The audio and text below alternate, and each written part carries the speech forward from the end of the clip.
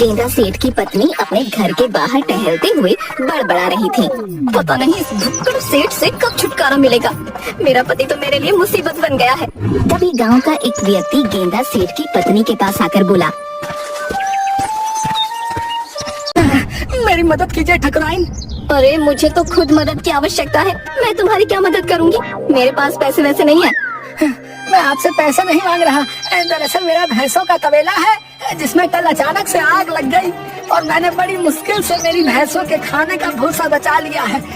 कुछ दिन के लिए आप उस भूसे को अपने पास रख लीजिए। अच्छा तो तुम वही हो जिसके भैंसों के तबेले में आग लग गई थी? ठीक है, वो सामने कोठरी दिख रही है, वहाँ पर अपना भूसा रख दो। वो व्यक्ति अपनी भैंसों का भूसा रखकर वहाँ से चला गया।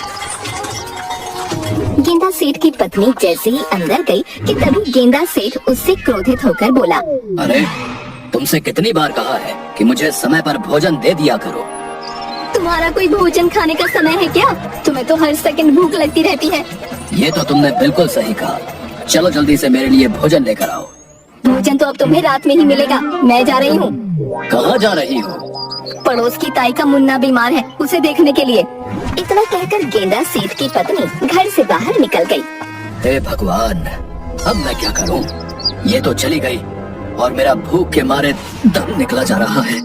गेंदा सेठ अपने घर से बाहर निकला और बेचैनी से टहलने लगा। तभी उसकी नजर घर के बाहर बनी हुई कोठरी पर पड़ी। अरे दरवाजे की कुंडी कैसे खुली हुई है? गेंदा सेठ कोठरी के अंदर आ गया और भूसे को देखकर बोला, है? इतना सारा भूसा? लगता है मेरी पत्नी भोजन का इंतजाम करके गई है। हाँ, वो मुझे सरप्राइज देना चाहती होगी। चलो आज इस भूसे का भी स्वाद चखकर देख लेते हैं। हाँ। बहुत सारा भूसा चख कर गया। अरे वाह, मजा आ गया। तभी मैं कहूँ ये भैंसे भूसा खाकर शांत कैसे हो जाती हैं। अब इतना स्वादिष्ट भोजन खाएंगी तो उन्हें मजा तो आएगा ना। गेंदा सेठ जैसे ही उस कोठरी से बाहर निकला कि तभी गेंदा सेठ की पत्नी वहाँ आ गई। तुम तो पड़ोस की ताई के मुन्ना को देखने गई थी, तुम इतनी जल्दी कैसे आ गई? तुम यहाँ पर क्या कर रहे हो? मैं उसे देखने गई थी, ना कि वहाँ रहने के लिए गई थी। इतना बोलकर गेंदा सेठ की पत्नी कोठरी के अंदर घुस गई। हे भगवान, ये जानवर उस बेचारे गरीब व्यक्ति का सारा भूसा खा गया। अब मैं उसे क्या जवाब दूंगी? इतना बोलकर वो कोठरी से बाहर निकलकर अपने पति से बोली, तुम इंसान हो कि जानवर? अब मैं बेचारे उस गरीब व्यक्ति को भूसा कहाँ से ला कर दूंगी? मुझे लगा तुमने ये मेरे लिए मंगवाया था, मुझे सरप्राइज देने के लिए। अरे भूखे जानवर, भूसा इंसान खाते हैं क्या? ये तो गाय और भैंसों का खाना है। मैं तो भूल ही गई थी कि मेरे घर में भैंस से भी बड़ा एक भैंसा मौजूद है। चलो जो भी हो, मुझे अब नींद आ रही है, मैं सोने जा रहा हूँ। इतना बोलकर गेंदा सेठ सोने चला गया। इधर जंगल में एक पेड़ के नीचे बहुत सारे साधु एकत्रित होकर भोजन कर रहे थे कि तभी उनकी थाली से एक एक करके भोजन अचानक गायब होने लगा। एक साधु क्रोधित होकर बोला, किसने इन साधुओं का भोजन चुराने की हिम्मत की है? जो भी है सामने आओ, नहीं तो जलाकर भस्म कर दूंगा। मैंने चुराया है खाना, बता क्या कर लेगा तू? तुझे शर्म नहीं आती साधुओं का भोजन चुराने में? मुझे भूख लगी है। तेरी भूख से तो सारा जंगल परेशान है। तू आधा जंगल खा चुकी है चुड़ैल। अब मैं क्या करूं? मुझे भूख ही इतनी लगती है कि मैं अपने आप को कई वैद्य और हकीमों को दिखा चुकी हूँ, मगर कोई फायदा नहीं हुआ। तुम तो बहुत पहुँचे हुए तांत्रिक साधु लगते हो, तुम ही कोई चमत्कार करके दिखा दो। साधु क्रोधित होते हुए चुड़ैल से बोला, एक उपाय है। जिस दिन तुझसे भी बड़ा भुक्खड़ मिल गया और उसने तुझे भोजन की प्रतियोगिता में हरा दिया, तो तेरी भूख उसी दिन खत्म हो जाएगी। तो फिर ऐसा नामुमकिन है, जितनी बड़ी भुक्खड़ मैं हूँ उतना बड़ा भुक्खड़ संसार में कोई हो ही नहीं सकता। चुड़ैल की बात सुनकर साधु के होठों पर एक रहस्यमयी मुस्कान आ गई। ये तेरी गलतफहमी है चुड़ैल। इस संसार में एक और भुक्कड़ है जिसका कोई मुकाबला नहीं। कौन है वो? मैं तुझे इंसानी रूप में उसी गांव में भेज रहा हूँ। टुनटुन के रूप में नियति तुझे खुद उससे मिला देगी। जब तू उससे मिलेगी तो तेरा ज्यादा खाने का घमंड टूट जाएगा। चुड़ैल ने अपने आप को गेंदा सेठ के गांव में पाया, मगर इंसानी शरीर में। अरे साधु को कोई इंसानी शरीर नहीं मिला था क्या? उस साधु ने तो मुझे वाकई एक टुनटुन में परिवर्तित कर दिया। दरअसल साधु ने चुड़ैल को एक मोटी औरत के रूप में परिवर्तित कर दिया था। तभी चुड़ैल की नजर एक शादी समारोह पर पड़ी। अरे मालूम होता है यहाँ किसी का विवाह हो रहा है। खाने की कितनी अच्छी अच्छी खुशबू आ रही है। चिंगल के पत्ते खाकर तो मेरा मुंह कड़वा हो गया था। आज खाऊंगी स्वादिष्ट भोजन। इतना कहकर चुड़ैल सीधे शादी समारोह में घुस गई और खाने के लिए बैठ गई। तभी लड़की के पिता उस चुड़ैल के पास आकर बोले, आपको कभी इस गांव में देखा नहीं। क्या आप बारातियों के साथ आई हैं क्या? बदतमीज आदमी, तुम्हें अतिथि से बात करने की तमीज नहीं। अरे जब मैं यहाँ बैठी हूँ तो जरूर लड़की वाली होंगी ना। अरे आप तो बुरा मान गई है। इतना बोलकर वो एक व्यक्ति से बोला, अब इनके सामने भोजन की थाली परोसो और इनका ध्यान रखना। उस व्यक्ति ने भोजन की थाली चुड़ैल के सामने परोस दी।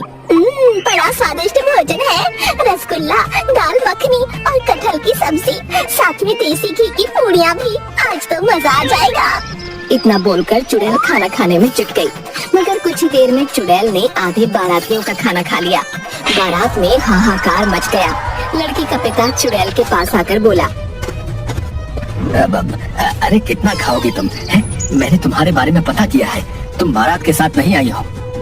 मुझे भूख लगी है और भोजन चाहिए। तुम तो हमारे गांव के गेंदा सेठ से भी 2 हाथ आगे लग रही हो। पहले ही हम गेंदा सेठ से परेशान थे और अब ऊपर से तुम आधमकी।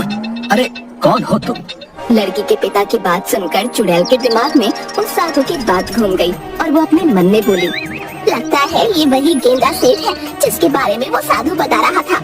तभी चुड़ैल उठकर खड़ी हो गई और सीधे वहाँ से चली गई जहाँ पर भोजन बन रहा था। साधु ने मुझे इंसानी शरीर जरूर दिया, मगर मेरी शक्तियाँ अभी भी मेरे पास है, जिन्हें मैं महसूस कर सकती हूँ। चुड़ैल ने एक बड़ा बर्तन उठा लिया और सारे बारातियों का खाना खा गई। मुझे टक्कर देने वाला इस संसार में कोई है ही नहीं। इतना बोलकर चुड़ैल गायब हो गई। हाय मैं लुट गया, मैं तो बर्बाद हो गया। सारे बारातियों का खाना खा गई। पता नहीं कौन थी वो। लड़की का पिता सर पीट कर बाहर रो रहा था कि तभी गेंदा सेठ की पत्नी वहाँ आकर बोली, अरे क्या हुआ? काहे को हलक फाड़ फाड़ कर चिल्ला रहे हो? अरे तुम्हें क्या बताओ, एक टुनटुन जैसी दिखने वाली मोटी औरत घुस आई और बारातियों का सारा खाना खा गई। क्या? ऐसा कैसे मुमकिन हो सकता है? जहाँ तक मैं जानती हूँ ये काम तो सिर्फ मेरा पति ही कर सकता है, जिसे मैंने आज घर में ताला लगाकर बंद कर दिया है ताकि वो गलती से तुम्हारे यहाँ पर ना आ जाए। तभी वहाँ पर गांव का मुखिया आकर बोला, अब ये शुभ संकेत नहीं है, हमें जरूर किसी से मदद मांगनी चाहिए। मुखिया ने इतना कहा ही था कि तभी गांव के 3-4 व्यक्ति दौड़ते हुए वहाँ आए। अरे गांव के सारे ढाबों का खाना एक मोटी औरत खाकर चली गई। जब उसे मना किया गया तो उसने ढाबे के मालिकों को बुरी तरह से पीट कर रख दिया। पहले हम इस गांव में गेंदा सेठ से कम परेशान थे कि ये एक और गेंदा सेठनी आ गई। हमें अब उस पहुंचे हुए साधु से मदद मांगनी पड़ेगी जो हमारे गांव से दूर एक जंगल में रहता है। अब चलो मेरे साथ। मुखिया गांव के लोगों को लेकर सीधा साधु के पास पहुंच गया।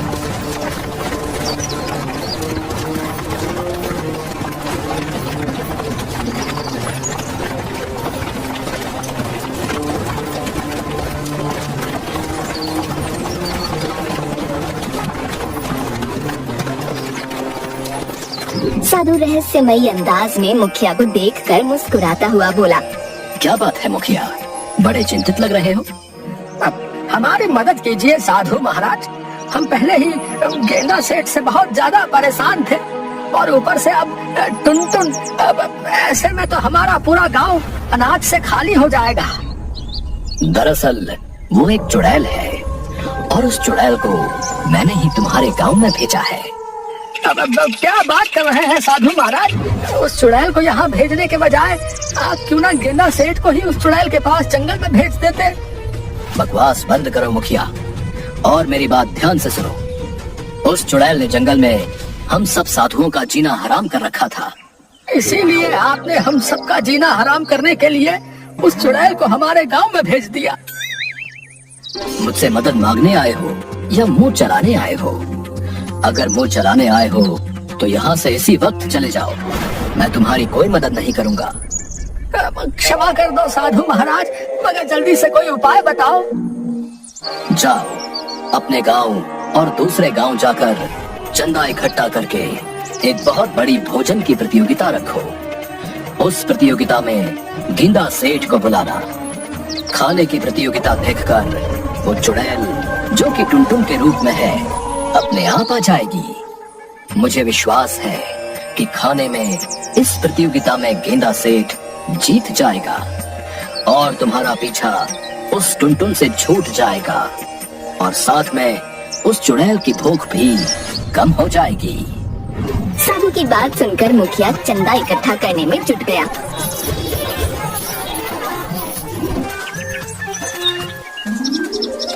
अगले दिन बहुत बड़ी प्रतियोगिता रखी गई। उस प्रतियोगिता में तरह तरह के भोजन रखे गए और गेंदा सेठ को बुलाया गया।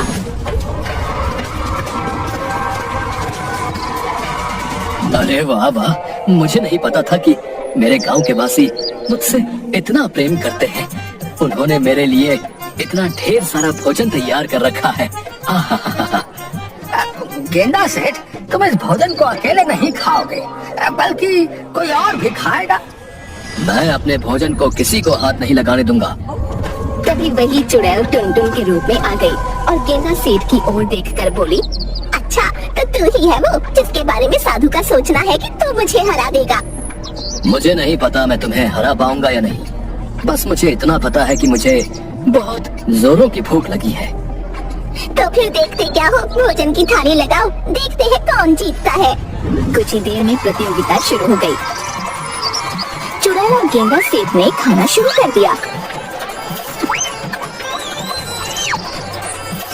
दोपहर तक भोजन समाप्त हो गया। गेंदा सेठ मुखिया से बोला, तुमने अपनी भोजन की प्रतियोगिता में बस इतना ही खाना रखा था, अभी तो मेरा कुछ भी भला नहीं हुआ। जाओ और भोजन का इंतजाम करो। हाँ हाँ, मुझे भी बहुत तेज भूख लगी है। मुखिया ने दूसरे गांव में भी चंदा कर रखा था। तुरंत वहाँ पर और भोजन लाया गया और गेंदा सेठ और चुड़ैल फिर से खाने लगे। शाम तक वो दोनों खाते रहे। रात के समय चुड़ैल डकार लेते हुए बोली, अब तो मेरा पेट भर गया है, इससे ज्यादा मैं नहीं खा सकती। तो वहीं गेंदा सेठ मुखिया से बोला, ये सारा खाना तो मेरी एक दाढ़ में हिलक गया है, मेरा कुछ भी भला नहीं हुआ। जाओ और भोजन लेकर आओ। ये सुनकर चुड़ैल को चक्कर आते हुए महसूस होने लगे। अरे तू इंसान है या जानवर? नहीं नहीं, तू जानवर भी नहीं हो सकता। जानवर भी इतना नहीं खाते।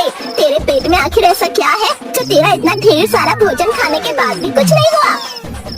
ज्यादा चपड़ चपड़ मत कर, मुझे भूख लगी है। अगर मुझे खाना नहीं मिला तो मैं तुझे ही खा जाऊंगा। वैसे भी तेरे शरीर में बहुत ज्यादा मांस दिख रहा है और जब मुझे भूख लगती है ना तो मैं कुछ भी खा सकता हूँ। ये सुनकर चुड़ैल बुरी तरह से डर गई और अपने आप से बोली, अरे ये तो वाकई बड़ा ही खतरनाक है, तो साधु ने सच ही कहा था। इतना बोलकर चुड़ैल वहाँ से उठकर भागने लगी। गेंदा सेठ क्रोधित होकर चुड़ैल के पीछे भागने लगा। अरे कहाँ भाग रही है? खाना खत्म हो गया है और अब मैं तुझे ही खाऊंगा। चुटकी बजाकर गायब हो गई और साधु के पास चली गई। क्या हुआ? एक चुड़ैल होकर इतनी डरी हुई क्यों हो? तुमने सही कहा था साधु महाराज, सुबह से शाम तक मैं और वो भूखकर खाना खाते रहे। मैंने इतना खाना खा लिया कि अब मैं 2 साल तक कुछ न खाऊं, मगर उस भूखड़ सेठ की भूख कम ही नहीं हुई। आपको पता है वो मुझे खाने के लिए आ रहा था। तो फिर जाओ जंगल में जाकर 2 साल के लिए सो जाओ। इतना बोलकर साधु ने चुटकी बजाई और वो चुड़ैल गायब हो गई। इधर गेंदा सेठ मुखिया से बोला, अरे अरे बताओ, जब खाने का इंतजाम नहीं था तो प्रतियोगिता किस बात की रखी थी? मुझे भूखा लौटना पड़ रहा है। गेंदा सेठ अपने घर चला गया। हे ईश्वर, एक ही गेंदा सेठ काफी है हमारे गांव में, दूसरा मत भेजना। जान बची तो लाखों पाए।